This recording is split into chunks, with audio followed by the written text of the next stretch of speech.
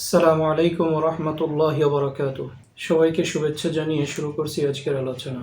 কয়েকদিন আগে ফেসবুকে বিচরণকালে হাটহাজারী মাদ্রাসার মুহাদ্দিস আশরাফ আলী নিজামপুরী হাফিজাহুল্লাহর গণতন্ত্র ও ভোট সংক্রান্ত একটি আলোচনা শুনলাম।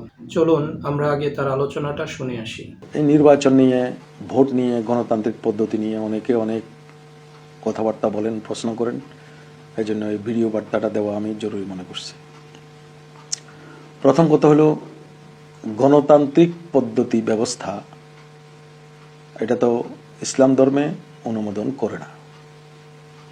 গণতান্ত্রিক পদ্ধতিতে সার্বভৌমত্বের মালিক হলো জনগণ। হাকেমে আলা, সর্বক্ষমতার মালিক হলো জনগণ। এবং যেটাকে আমরা বলি কাসরাতে রায়, অধিকাংশের রায়ের উপর ভিত্তি করে ফয়সালা করা কোরআন সুন্নাহ অনুমোদন করে না। সুতরাং প্রচলিত রাজনীতি, গণতান্ত্রিক পদ্ধতির রাজনীতি কোরআন সুন্নাহ অনুমোদন করে না। আমি গণতান্ত্রিক পদ্ধতিকে সম্পূর্ণ কুফরি বলতে পারবো না, যেহেতু আমাদের বড় বড় আকাবের রাজনীতি করেছেন। বিশেষ করে এদেশের বড় বড় আলেমদের মধ্যে হযরত মাওলানা আতহার আলী সাহেব, হযরত মাওলানা শামসুল হক ফরিদপুরি সাহেব, হযরত মাওলানা খতিব আজম সিদ্দিক আহমদ সাহেব, হযরত মাওলানা শেখুল হাদিস আজিজুল হক সাহেব, মুফতি ফজলুল হক আমিনী, এরকম অনেকেই এই পদ্ধতিতে নির্বাচন করেছেন। আমি এই পদ্ধতিকে কুফরি বলতে পারবো না বা কুফরি বলতে যাব না। এই বক্তব্যে আমরা তাকে যা বলতে শুনলাম তার সার কথা হলো, গণতান্ত্রিক পদ্ধতিকে ইসলাম সমর্থন করে না। কারণ হিসাবে তিনি উল্লেখ করছেন তিনটি বিষয়। এক, এ পদ্ধতিতে সার্বভৌমের মালিক ধরা হয় জনগণকে।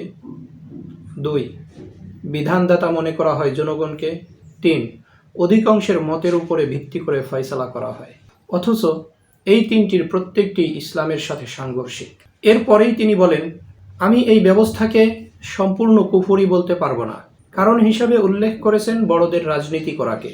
তার এই আলোচনার ভিত্তিতে তার কাছে আমার কয়েকটি প্রশ্ন। 1, আপনার শুরুর কথা আর শেষের কথা পরস্পর সাংঘর্ষিক নয় কি? আমার কাছে মনে হয় সাংঘর্ষিক।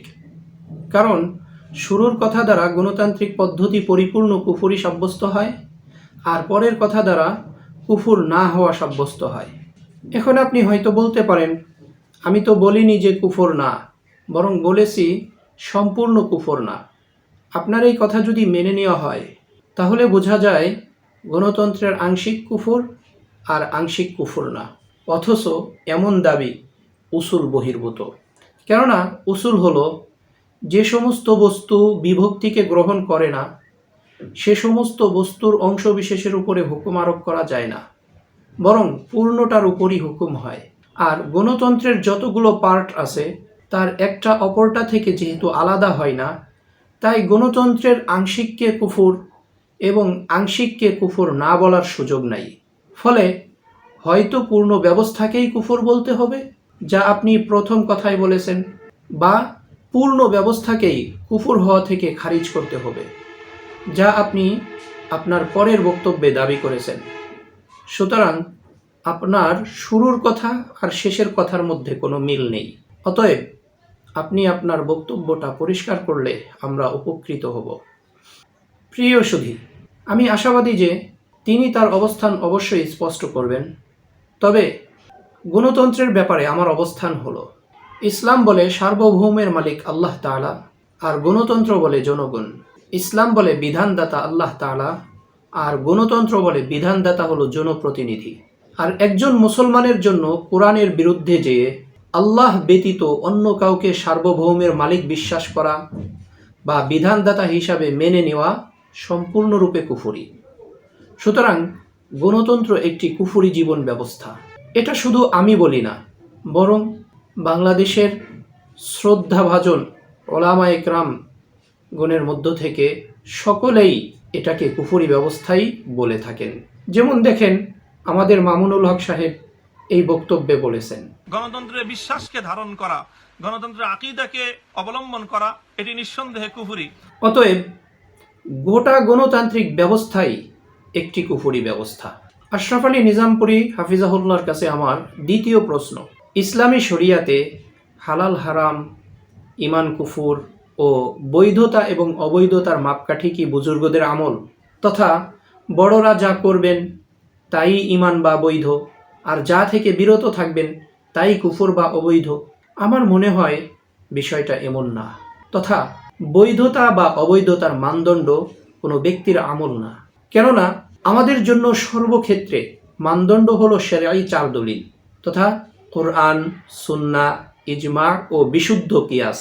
এছাড়া ব্যক্তির স্বপ্ন বা অভিজ্ঞতা, পরিবেশ পরিস্থিতি বৈধতা বা অবৈধতার মানদণ্ড নয়।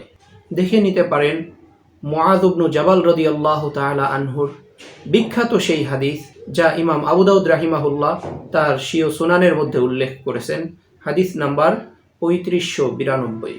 আর ব্যক্তির আমলকে মানদণ্ড হিসাবে নির্ধারণ করা ইহুদিদের চরিত্র, কেননা তারা পাদ্রী তথা ধর্মগুরুর কথা বা কাজকেই বৈধতা বা অবৈধতার মানদণ্ড মনে করত।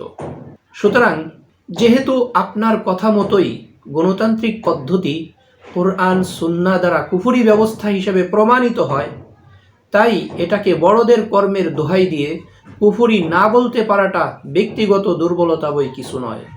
আল্লাহর ওয়াস্তে বড়দেরকে এর মধ্যে টেনে না আনলে ভালো হবে, কারণ তারা কেউই বলেননি যে আমি যা করব তা ঈমান বা জায়েজ। এক্ষেত্রে অতি বিচক্ষণ কিছু ব্যক্তি প্রশ্ন করতে পারেন, তাহলে শাইখুল হাদিস সাহেব রাহিমাহুল্লাহ কি কাফের? আবার এক শ্রেণীর বন্ধু আমাকে আকাবির বিদ্বেষীও বলতে পারেন। তো তাদের জ্ঞাতার্থে বলছি, ভাই, কোনো পদ্ধতি কুফরি হলেই তাতে লিপ্ত ব্যক্তি কাফের হয়ে যাবে, ব্যাপারটা এমন নয়। যেমন নবী সাল্লাল্লাহু আলাইহি সাল্লামকে গালি দেয়া বা অস্বীকার করা কুফরি, কিন্তু কোনো ব্যক্তিকে যদি অস্ত্রের মুখে দাঁড় করিয়ে বলে যে হয়তো মুহাম্মদ সাল্লাল্লাহু আলাইহি সাল্লামকে অস্বীকার কর, নয়তো তোকে মেরে ফেলবো, এমন সময় ওই ব্যক্তি যদি অন্তর ঠিক রেখে মুহাম্মদ সাল্লাল্লাহু আলাইহি সাল্লামকে অস্বীকার করে, তাহলে সে কি কাফের হয়ে যাবে? না, কাফের হবে না, বরং সে মুমিনী। সুতরাং নির্দিষ্ট পরিস্থিতির সম্মুখীন হয়ে মৌখিকভাবে মুহাম্মদ সাল্লাল্লাহু আলাইহি সাল্লামকে অস্বীকার করার দ্বারা যেমন কাফির হয় না, তেমনি নির্দিষ্ট পরিস্থিতির শিকার হয়ে কুফরি গণতন্ত্রে লিপ্ত হলেও কাফের হয় না। অনুরূপভাবে স্বাভাবিক পরিস্থিতিতে মুহাম্মদ সাল্লাল্লাহু আলাইহি সাল্লামকে হেয় করা যেমন কুফর, তেমনি স্বাভাবিক পরিস্থিতিতে গণতন্ত্রও কুফর। অতএব বড়রা কে কোন পরিস্থিতিতে বা কোন হিকমা ও ব্যাখ্যায় গণতান্ত্রিক কুফরি ব্যবস্থাকে গ্রহণ করেছিলেন, তা আপনারা অনুসন্ধান করে বের করুন। এরপর সে পরিস্থিতি, ব্যাখ্যা বা হিকমা অনুসারে কথা বলুন। আর আমি যেহেতু তাদের ব্যাপারে কিছু জানি না, সেহেতু তাদের ব্যাপারে কোনো মন্তব্যও করব না, বরং দোয়া করি উম্মার কল্যাণে তাদের কৃত কর্মগুলোর ভুলসমূহ আল্লাহ তাআলা ক্ষমা করে দেন ও তাদেরকে জান্নাতবাসী করেন। তবে তাদের গণতন্ত্রে লিপ্ত হওয়ার কারণে গণতন্ত্রকে কুফরি বলা থেকেও বিরত থাকতে পারি না। পরিশেষে সর্বজন শ্রদ্ধেয় নিজামপুরী হাফিজাহুল্লাহর কাছে আবদার হলো, আপনারা আমাদের মূল এবং অনুসরণীয়, তাই আপনাদেরকে আমরা ফিরাউনের জন্য মূসার ভূমিকায় দেখতে চাই। আমরা চাই আপনারা সাদাকে সাদা আর কালোকে কালো বলুন। আল্লাহ তাআলা আমাদেরকে হক বুঝে দ্বীনের পথে অবিচল থাকার তৌফিক দান করুন। আমার কোনো কথায় কেউ কষ্ট পেলে ক্ষমা সুন্দর দৃষ্টিতে দেখার অনুরোধ রইল।